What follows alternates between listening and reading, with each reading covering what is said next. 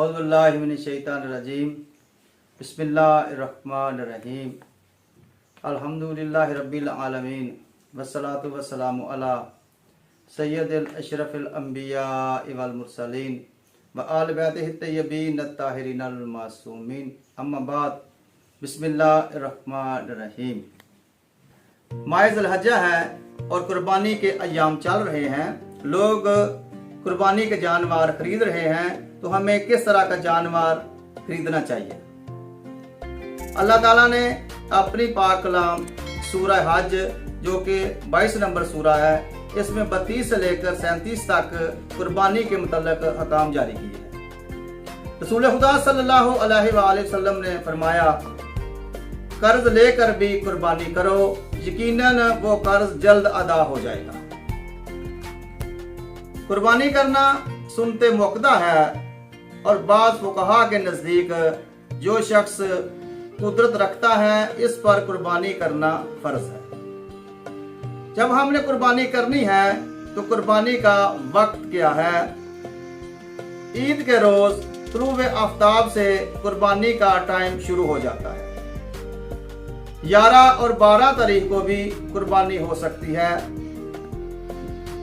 जो शख्स मनासिके हज में मशगूल हो यानी हज कर रहा है, वो 13 ज़ुल्हज्जा को भी कुर्बानी कर सकता है।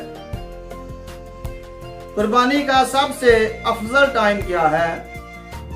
तुलूए आफ्ताब से ईद की नमाज से पहले सबसे अफजल टाइम है। अगर आप 10 ज़ुल्हज्जा को यानी ईद के दिन ईद की नमाज से पहले और तुलूए आफ्ताब के बाद आप कुर्बानी करेंगे तो ये सबसे अफजल टाइम है, क्योंकि हदीस में मिलता है कि आप जब ईद की नमाज पढ़कर अपने घर आए तो आकर कुर्बानी के गोश्त से अफ्तार करें।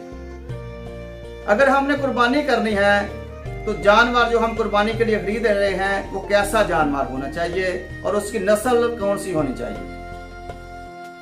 ऊंट, गाय, भेड़ और बकरा की कुर्बानी जो है वो की जा सकती है।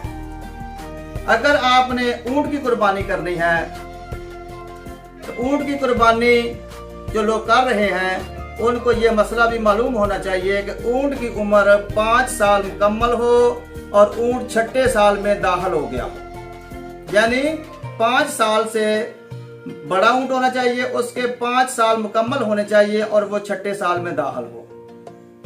गाय और बकरा ये एक बहुत अहम मसला है। गाय और बकरा जिसकी आप कुर्बानी कर रहे हैं तो बकरा और गाय दोनों 2 साल मुकम्मल कर चुके हों और तीसरे साल में दाखिल हो। 1 साल के बकरा नहीं।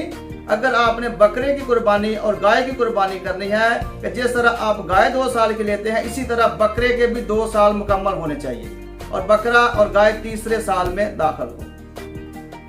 अगर आप दुम्बा की कुर्बानी कर रहे हैं तो इसकी उम्र 1 साल मुकम्मल होनी चाहिए और दूसरे साल में दुम्बा दाखिल हो। बाज़ फुक़हा के नज़दीक भेड़ और दुम्बा अगर 7वें माह में दाखिल हो गया हो तो इसकी भी कुर्बानी की जा सकती है। अब हम जो जानवर खरीद रहे हैं इसकी शराइत क्या है? जानवर के अज़ा में किसी किस्म का ऐब या नक्स नहीं होना चाहिए। मसलन अंधा, काना, कान कटा, लंगड़ा, सींग टूटा, ज़ईफ, बीमार और खस्सी भी ना हो। आप कुर्बानी कर रहे हैं तो बेहतरीन जानवर की कुर्बानी करें, क्योंकि आपने उसको अल्लाह की राह में कुर्बान करना है। तो अल्लाह की राह में जो चीज दी जाती है वो खूबसूरत होनी चाहिए। आगे है कुर्बानी इज्तिमाई करनी है। अगर आपने अगर एक शख्स एक जानवर कुर्बान नहीं कर सकता तो 7 आदमी मिलकर भी एक जानवर की कुर्बानी कर सकते हैं।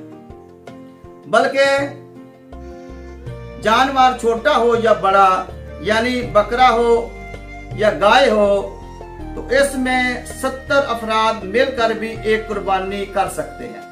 यह जरूरी नहीं है कि गाय में 7 आदमी हों या एक करे या बकरा सिर्फ एक ही कर सकता है। अल्लाह ताला कहता है नहीं, اگر آپ نے قربانی کرنی ہے تو ایک جانور میں 70 افراد مل کر بھی قربانی کر سکتے ہیں۔ اب مسئلہ آ گیا کہ آپ نے گوشت کو کیسے تقسیم کرنا ہے، گوشت کی تقسیم کیسے ہونی چاہیے۔ گوشت کو 3 حصوں میں تقسیم کیا جائے گا۔ پہلا حصہ مومن، فقراء اور مساکین میں تقسیم کیا جائے۔ دوسرا حصہ مومن ہمسایوں میں تقسیم کیا جائے۔ تیسرا حصہ اپنے اہل و عیال کے تصرف میں لایا جائے۔ ایک بہت ضروری بات ہے، ایک اہم مسئلہ، مومن سری، پائے اور کھال جو شخص ذبح کرتا ہے ہم اس کو بطور اجرت دے دیتے ہیں، بلکہ سری اور پائے کی بھی آپ نے قربانی کرنی ہے۔ یہ چیزیں کھال، سری اور پائے یہ بھی فقراء میں ہی تقسیم کرنے چاہیے۔ ایک اور بہت اہم مسئلہ ہے کہ لوگ یہ کہتے ہیں کہ اگر آپ نے 7 قربانیاں کی تو 1 قربانی مکمل ہوگی۔ یہ مسئلہ بالکل ایسا نہیں ہے۔ اگر کوئی شخص 1 قربانی کرے تو اللہ تعالیٰ اس کی 1 قربانی کو قبول کر لے گا، اگر اس نے 2 کی ہیں تو اللہ تعالیٰ اس کی 2 قربانی کو قبول کرے گا۔